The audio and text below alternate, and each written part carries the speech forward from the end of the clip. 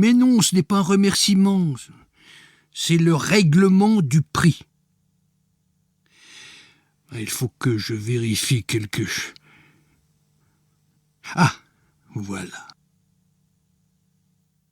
C'est bien ce que je craignais.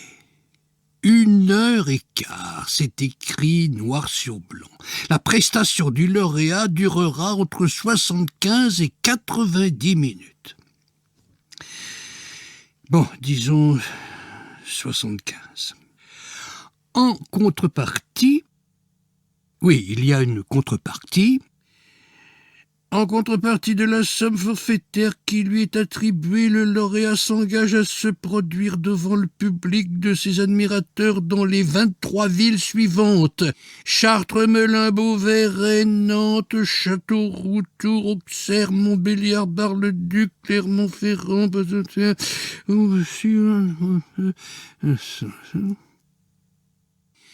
Sa prestation devra revêtir tous les caractères de la spontanéité.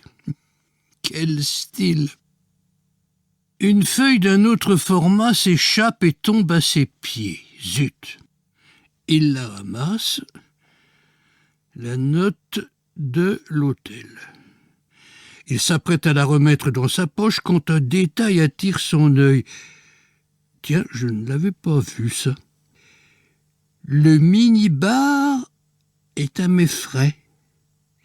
Le minibar est à la charge du lauréat. Ah, il n'est pas à mes frais, il est à ma charge. Le minibar est à la charge du... À ma charge. Ah, les mots.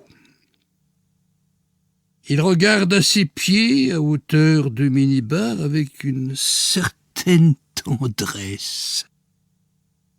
Bien sûr. Il s'accroupit lentement. Ses mains semblent se poser sur les épaules d'un enfant qu'il regarderait dans les yeux. Puis de la main droite, il ouvre une porte fictive. Aussitôt son buste et son visage sont nimbés d'une lueur pâle. C'est une lumière intérieure.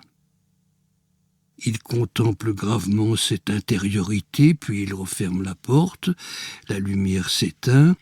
Il reste accroupi quelques secondes, il se relève tout en gardant les yeux posés sur le minibar, puis il dit le plus sérieusement du monde: « Les minibars sont des enfants. Vous ne me croyez pas ? Vous ne pensez pas que les minibars sont des enfants ? Fermez les yeux. Fermez les yeux, je vous en prie. Et maintenant, imaginez-vous dans cette chambre à ma place. C'est une soirée d'hiver, enfin, pas nécessairement, il n'y a pas de saison dans ce genre d'hôtel. Gardez les yeux fermés, je vous en prie. Imaginez. Vous, dans cette chambre, vous vous apprêtez à venir retrouver vos admirateurs. Un dernier coup d'œil dans la glace, vous rectifiez votre nœud papillon, vous ébauchez le geste de votre gag unique. Ça va, il est au point. Vous en êtes à votre 12e ville. Avant de quitter la chambre. Non, non, gardez les yeux fermés, je vous en prie. Imaginez cette chambre d'hôtel. Imaginez-la vraiment. Avant de quitter la chambre, vous vous accroupissez devant le minibar. Vous ouvrez sa petite porte. Vous vous servez un discret encouragement que vous avalez vite fait dans le halo de cette lumière intérieure. Puis, vous vous redressez, vous posez la mignonnette vide sur le minibar que vous refermez, vous éteignez la lumière, vous sortez dans le couloir et vous laissez la porte se refermer derrière vous. Non, gardez les yeux fermés, s'il vous plaît. Et maintenant, concentrez-vous sur le minibar que vous avez abandonné dans cette chambre d'hôtel.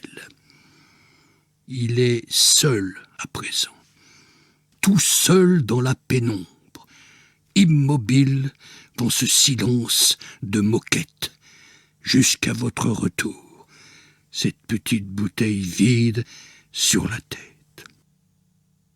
Il regarde le minibar à ses pieds. Tous les enfants sont fils et filles de Guillaume Tell. Ils ont tous une pomme en équilibre sur la tête. Et ils ne sont pas à nos frais. Ils sont à notre charge. Faire passer des minibars pour des enfants, je vous demande un peu.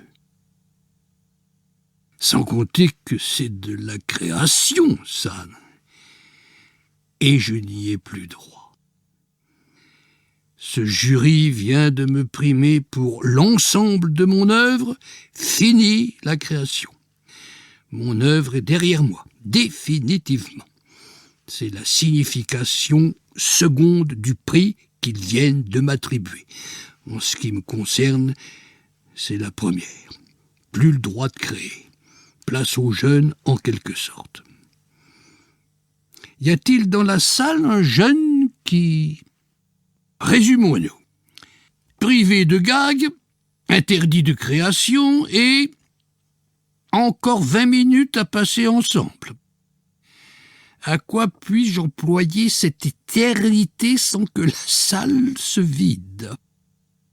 Voyons. Ce qu'il faudrait... Oui, peut-être, oui. Mais bien sûr, c'est ça. Ce qu'il faut, c'est profiter de la circonstance pour renouveler les lois du genre, vous et moi, tous ensemble.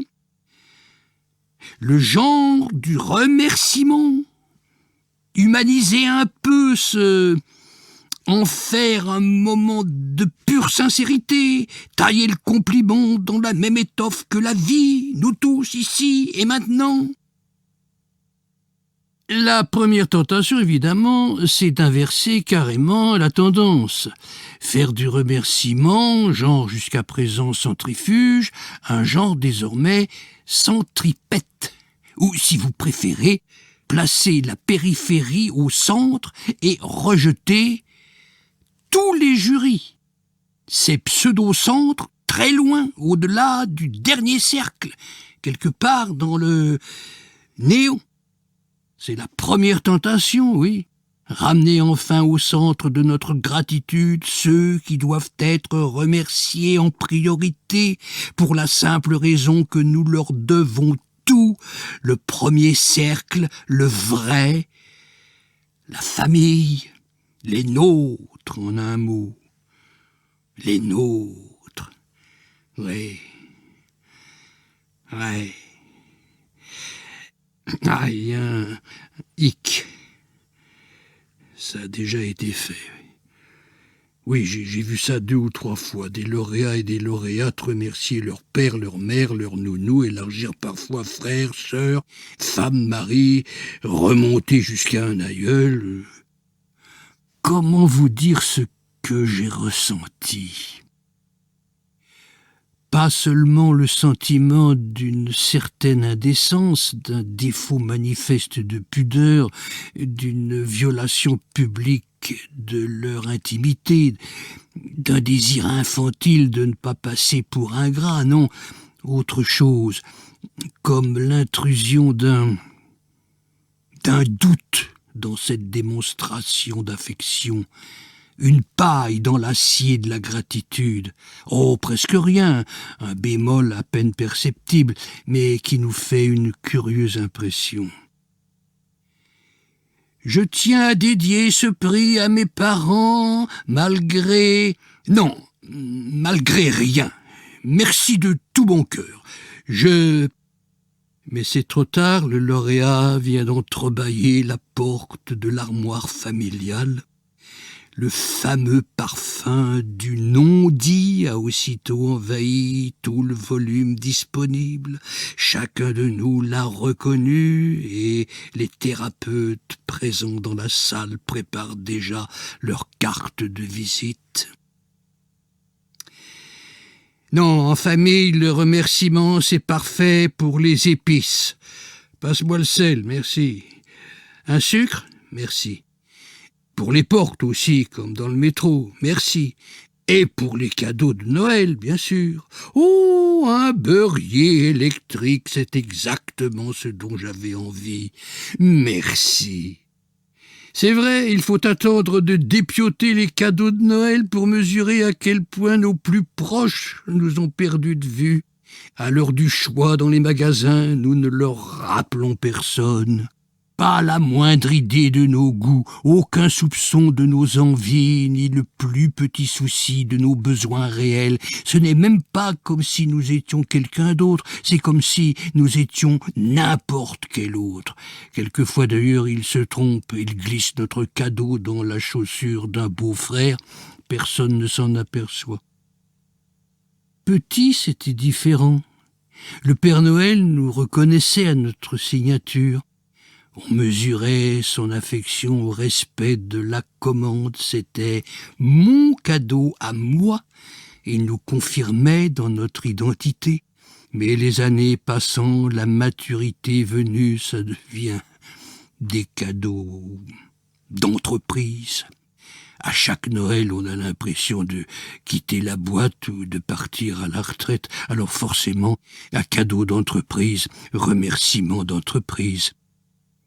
Oh, un pistolet à confiture, c'est exactement ce dont j'avais envie. Merci, chers collègues, vraiment, merci.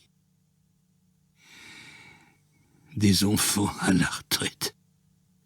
Et toujours cette pomme en équilibre sur la tête. Et puis, il est inutile de remercier la famille. Votre prix leur fait un plaisir fou. Jusqu'à ce qu'on vous le remette, ils se demandaient ce que vous fichiez exactement dans la vie. C'était même une question que les plus délicats évitaient de vous poser. Les autres, bien sûr. Alors, tu peins toujours? Tu écris encore? Ça paye ta musique? Et Bergman, tes petits scénars pour la télé, ça roule? Maintenant, ils savent, ils ont produit un génie. Enfin, du génie. Votre mère, votre mari, votre femme, vos cousins les plus éloignés, auréolés de votre gloire. Tous. Absolument impossible d'éviter l'épidémie d'auréoles. Même votre fils. Non, pas votre fils. Votre fils souffre. Il est en crise, il se rêvait fils de crétin, le voilà fils de lauréat. Imaginez le marasme. Il en chie un maximum, votre fils. La famille placée au cœur du remerciement, tout compte fait, je le déconseillerai à celui qui me succédera. Mais non, que je suis bête. Vous le préviendrez, vous, l'année prochaine. Des petits signes discrets. Pas la famille, surtout pas. Alors qui? Les amis? Peut-être. La famille élective. Ceux que nous avons choisis nous-mêmes, au fil des ans, un par un, en toute conscience. Les meilleures bouteilles qui nous ont connus quand nous n'étions pas grand-chose, qui nous ont soutenus dans la débine et se réjouissent de nos succès parce qu'ils nous ont toujours admis pour ce que nous sommes, ni plus ni moins. Les intimes, placer les meilleurs amis au cœur du remerciement, évidemment, c'est la moindre des choses. Oui, oui, oui, oui, non. Non, non. Non. Non, ce n'est pas le même problème que la famille, c'est autre chose. J'ai assisté à ça aussi, le remerciement aux amis. Le lauréat part bille en tête, très sûr de son affection, très à l'aise dans la reconnaissance, il est au cœur de la cible, pas de problème, ce sont ses meilleurs amis, aucun doute. Je tiens d'abord à remercier. Il cite 2 ou 3 noms qui sonnent justes, et puis une première hésitation. Et non, pas du tout la même hésitation que pour la famille, un autre genre. Ah, comment vous dire ? Bon, il y a moi, assis dans mon fauteuil, ici, dans la salle, parmi d'autres vous, et le lauréat, un autre moi, là-haut, sur la scène, occupé à remercier ses meilleurs amis. Et moi, peu à peu, j'ai l'impression que le lauréat obéit moins à un sentiment de gratitude réelle qu'à un souci d'exhaustivité illusoire. Regardez-le bien, il est en train de se rendre compte qu'il s'est attaqué à une tâche impossible. C'est qu'ils sont nombreux, les meilleurs amis. Ça ne se fait pas du jour au lendemain, l'ensemble d'une œuvre. Alors forcément, les années se sont accumulées et les meilleurs amis avec. Et voilà qu'en égrenant les noms, le lauréat découvre que ce foutu remerciement, c'est l'heure du tri. Il ne s'y attendait pas du tout. Le tri, la classification. Parce qu'en matière d'amitié, on a beau dire, il y a meilleur et meilleur. À chaque personne que le lauréat remercie, on entend littéralement penser « Bon Dieu, je suis en train d'oublier quelqu'un de très cher, de plus cher peut-être, mais qui ?» Et dès qu'il remercie chaleureusement la personne dont il vient de se souvenir in extremis, on voit se peindre sur son visage la terreur d'un nouvel oubli. Et moi, dans mon fauteuil, je me dis, si j'avais su, j'aurais apporté mon thermos. Oui, c'est long la gratitude, et c'est comme la charité, il ne faut oublier personne. Or, on oublie toujours quelqu'un. Il y en a toujours un qui passe au travers, et vous pouvez être tranquille. Ce sera celui-là, serait-il le seul sur 1 million qui vous reprochera de ne pas l'avoir remercié. Les autres estimeront que votre reconnaissance va de soi, affaire d'amitié, ils ne vous en sauront aucun gré, mais lui, l'oublié, il se chargera de faire votre publicité. Non, remercier les intimes trop délicats, susceptibilité inflammable. Regard méprisant au jury. Ce n'est tout de même pas une raison pour remercier n'importe qui. Il nous désigne tous et sincèrement désolés. D'un autre côté, on ne peut pas non plus remercier tout le monde. Tout moi, ça. Sous prétexte qu'on me prime pour l'ensemble de mon œuvre, voilà que je me mets en tête de bouleverser les règles d'un genre. Que dis-je d'un genre? D'une institution planétaire. L'humanité entière se congratule et se remercie sous l'œil de toutes les caméras, et moi je débarque un beau soir comme une fleur avec la prétention de renouveler le... Merci pour votre aide, soit dit en passant. Merci beaucoup. Merci beaucoup. Vous avez observé qu'on remercie toujours beaucoup, jamais peu. Merci beaucoup, oui. Merci peu, non. Merci bien, oui. Merci moins, non. Ne se dit pas. En amour, en revanche, on peut aimer peu, aimer moins, voire beaucoup moins, et le dire, je t'aime beaucoup moins. À part l'intéresser, ça ne choque personne. Mais remercier moins, ce n'est pas envisageable. On remercie toujours plus. Le problème avec la gratitude, c'est qu'elle est vouée à l'inflation, contrairement à l'amour qui, lui, aurait plutôt tendance à l'amenuisement. En sorte qu'il nous faut remercier de plus en plus des gens qu'on aime de moins en moins. Notez qu'on ne peut pas non plus dire merci à une personne qui nous fait don de son amour. Ce ne serait pas... Essayez pour voir. Je t'aime. Merci beaucoup. La réponse n'est pas satisfaisante. Elle devrait l'être pourtant. Tout à coup, il s'adresse à quelqu'un d'invisible, quelqu'un qui viendrait de parler à l'intérieur de lui-même, quelqu'un à qui il répond avec une tendresse et une gratitude infinie. Tu m'aimes? Vraiment, tu m'aimes? Merci. Beaucoup. Ma vie va enfin signifier quelque chose. Mais non, ça ne se fait pas. Merci à tout et à n'importe quoi, mais pas à l'amour. Cette perpétuelle obligation à la gratitude, pourtant, c'est que ça commence très tôt, et ça part dans tous les sens. Qu'est-ce qu'on dit? Merci. Merci qui? Merci mon chien? Non, merci maman. Dis merci à tata aussi. Merci tata, merci tonton, merci monsieur. Merci mon pote, chère madame, merci infiniment. Veuillez agréer monsieur le doyen d'expression de ma reconnaissance la plus... Merci tout le monde.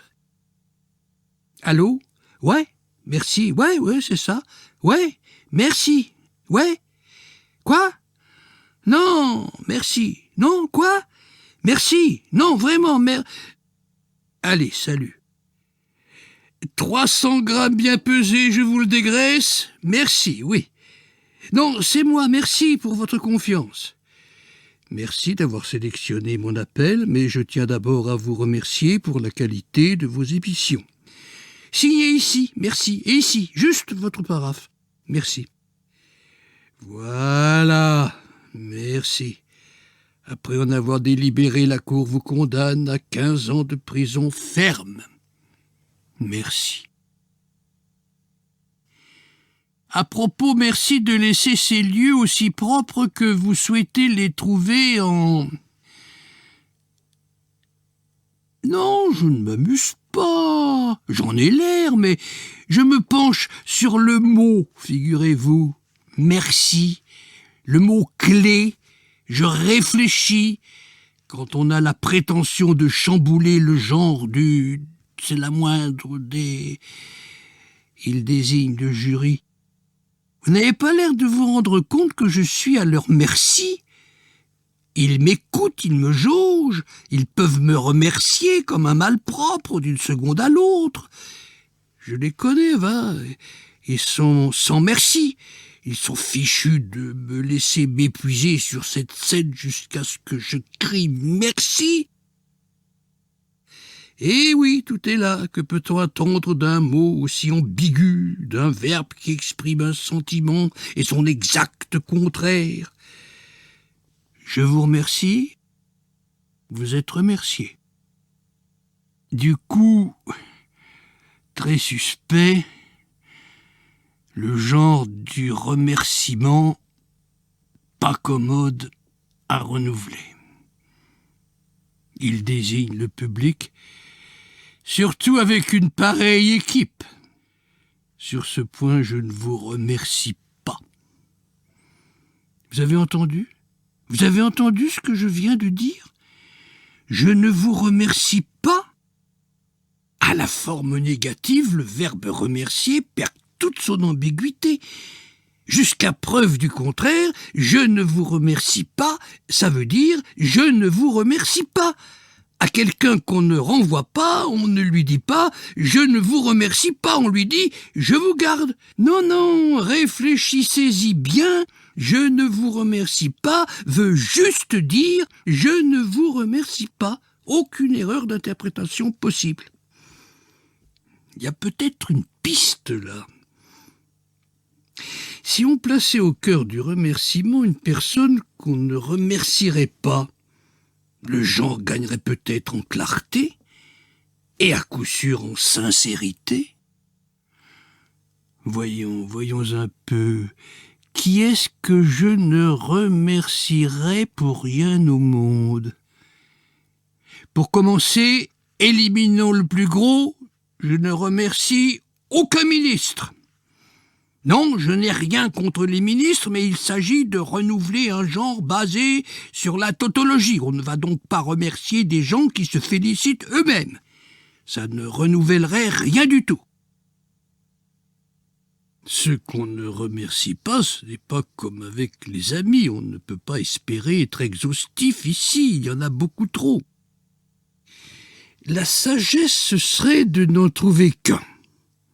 Un seul. Un qui serait absolument indigne de nos remerciements. Un indigne emblématique qui incarnerait tous les autres. Celui qu'on ne remercierait même pas sous la torture. Voyons un peu. Ça y est, j'ai trouvé. Blamard, je ne vous remercie pas. Monsieur le Président perpétuel, Monsieur le Ministre, Mesdames et Messieurs du jury, Monsieur le banquier, Mesdames, Mesdemoiselles, Messieurs, chers amis, vous m'en êtes témoins. Jusqu'à présent, j'ai respecté le plus strict devoir de réserve. Si j'ai pu être vif, je n'ai jamais été offensant. Si j'ai pu paraître critique, ce ne fut contre personne en particulier. Je n'ai pas brocardé mes concurrents, je n'ai cité nommément aucun membre de ma famille, j'ai épargné mes pires amis, et si certains noms connus vous sont néanmoins venus à l'esprit en m'écoutant, il ne faut vous en prendre qu'à votre propre malveillance. Mais avec Blamard, c'est autre chose. Monsieur Blamard, je ne vais pas vous remercier. Mes origines, Cholonge sur Soult, en ces temps où les hannetons existaient encore dans les cours de récréation, où les hivers étaient des hivers, où la Soult gelait au point que les goujons et les perches restaient saisis des glaces, on les voyait par transparence attendre le printemps pendant que nous patinions sur leur ciel. Cholonge sur Soult, il y a très longtemps de cela, je n'étais alors qu'un mini-bar abandonné sur les bancs de l'école communale. J'avais si froid dedans. Ces hivers-là, l'encre gelait dans nos encriers de céramique. Violette et gelée au petit matin, oui. Et gourd nos doigts malgré nos mitaines, oh, combien. Et bleu nos jambes lorsque Monsieur Blamard rectifiait notre alignement sous l'exact vent coulé du Préau.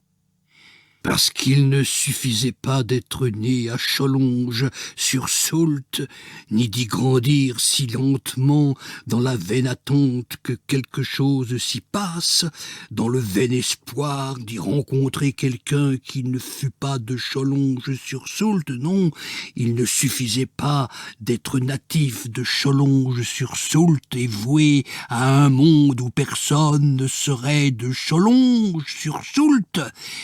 Il fallait aussi y être enseigné par Monsieur Blamard.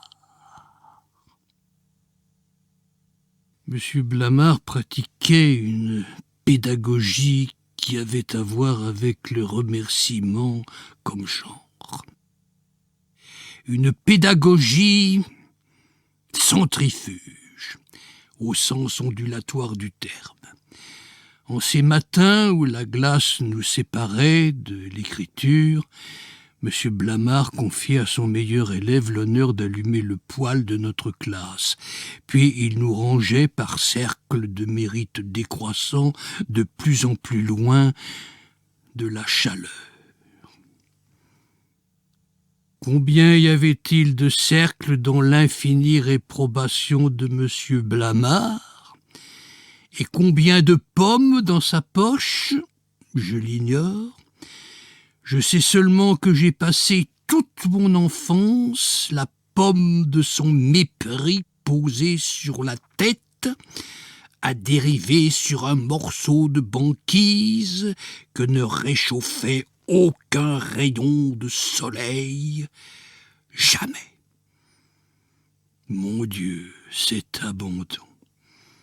J'étais si loin de tout. C'était comme si la classe n'avait pas eu de mur.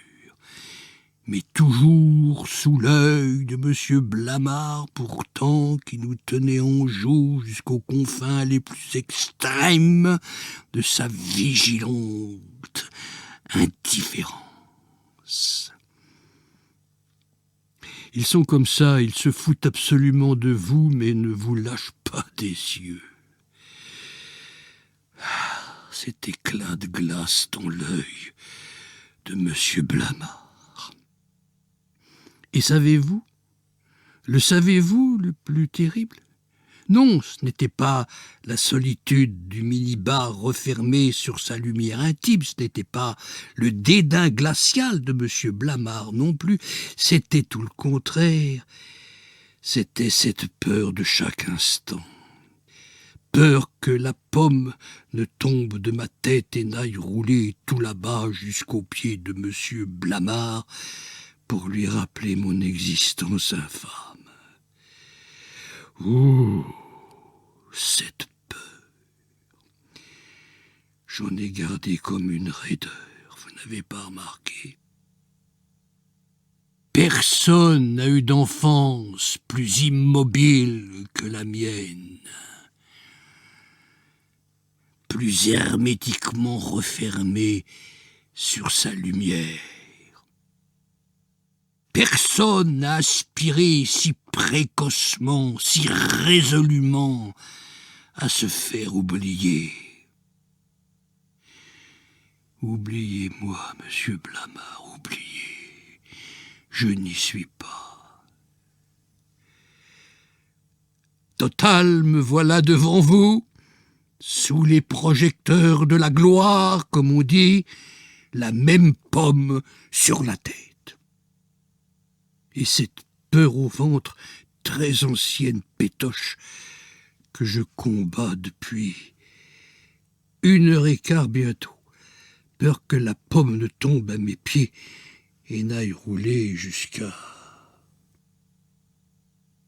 Y a-t-il un monsieur Blamard dans la salle?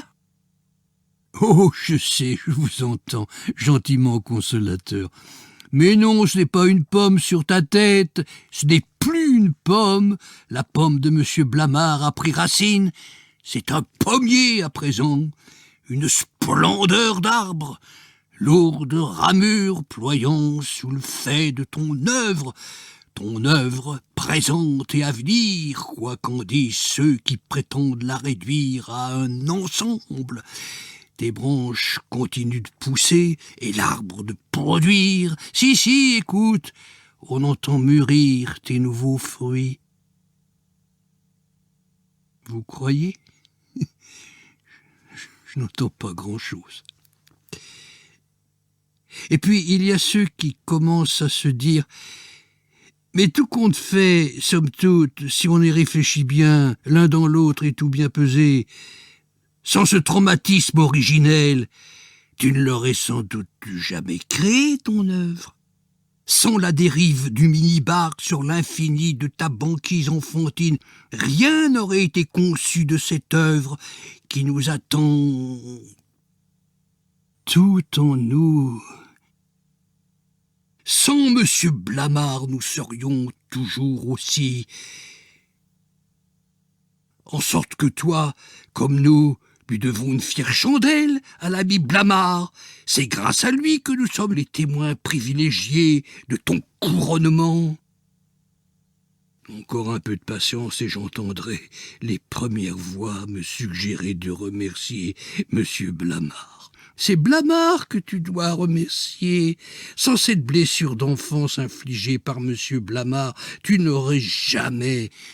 Mais oui, s'il n'y en a qu'un à remercier, un seul au monde, c'est M. Jamais! Vous m'entendez? Jamais! Merci Blamard! Jamais! Jamais! Mais bon Dieu, se peut-il qu'il n'y ait vraiment personne à remercier? Personne d'autre qu'un bourreau d'enfant? Vraiment? On ne peut tout de même pas concevoir un monde où jamais personne ne remercierait personne, sauf pour les portes, un monde où on ne ferait que des cadeaux d'entreprise, où le merci ne se concevrait que mis en scène, et ne serait retransmis que dans les conditions du direct. Un monde si pareil au nôtre, ce n'est quand même pas imaginable.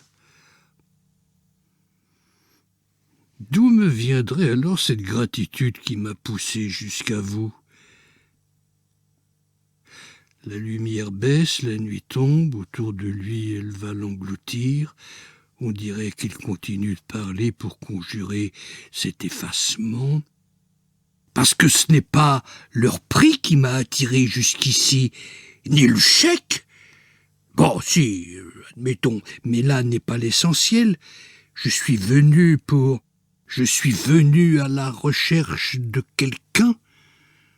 C'est quelqu'un qui m'a attiré ici. La promesse d'une rencontre qui m'a fait grimper sur cette scène.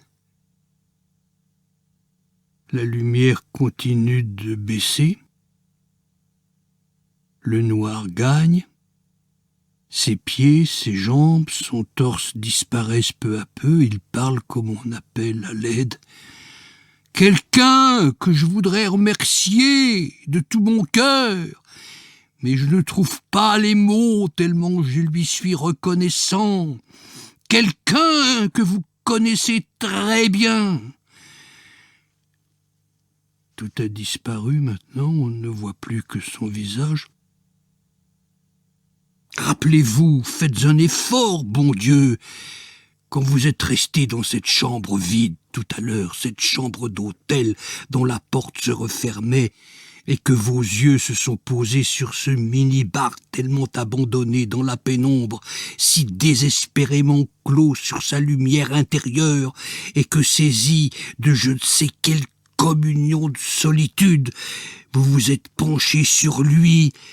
Vous vous souvenez? Son visage n'est plus qu'une vague lueur dans la nuit absolue. Sa bouche semble supplier à la surface de l'obscurité. Vous souvenez-vous? Votre main s'est posée sur la poignée de la porte et vous l'avez ouverte. Et là, miracle, le voilà nimbé de la lumière du minibar. Cette lumière ne va cesser d'augmenter jusqu'à la fin.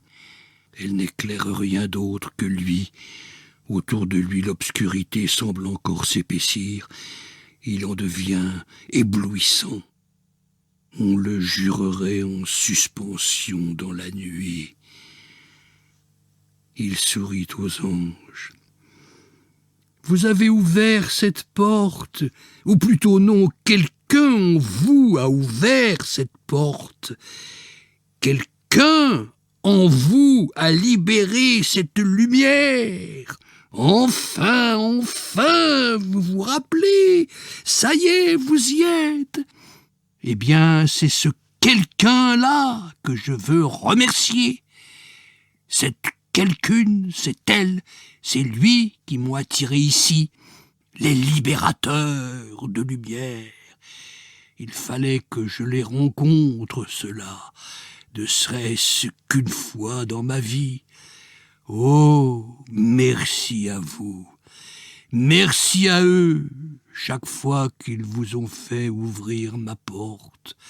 Sans vous, sans eux en vous, Ah, bon Dieu, merci, vraiment, merci. Ma parole, on dirait que tous les projecteurs des cieux se concentrent sur lui. Il finit par ressembler à une statue extraordinairement brillante dans la nuit environnante, quelque chose comme un trophée en or massif que quelqu'un brandirait.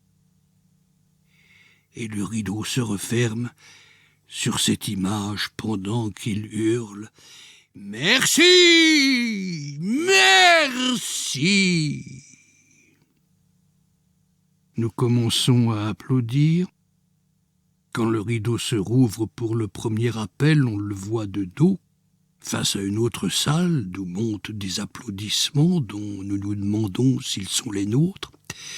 Ombre chinoise découpée dans la poudre d'or des projecteurs, il subit ces applaudissements sans broncher, droit comme un i, un bras levé jusqu'à ce que le noir se fasse. Lumière, il est face à nous maintenant, éclaboussé d'or, le bras toujours levé, une main sur le cœur, parfaitement immobile. Suit un petit jeu, noir, lumière, lui de dos, ombre chinoise découpée dans la poudre d'or des projecteurs, noir, lumière, lui de face, statue radieuse, trophée éblouissant, lui de dos, lui de face, lui de dos, lui de face, etc., jusqu'à ce qu'un appariteur surgisse sur le plateau et l'emporte sous son bras, car ce n'était plus lui depuis un certain temps, mais bel et bien un trophée grandeur nature, lui métamorphosé en trophée, qu'on retire de la scène une fois le spectacle achevé et dont on se débarrasse en coulisses. Rideau. Voilà. Nous étions au théâtre.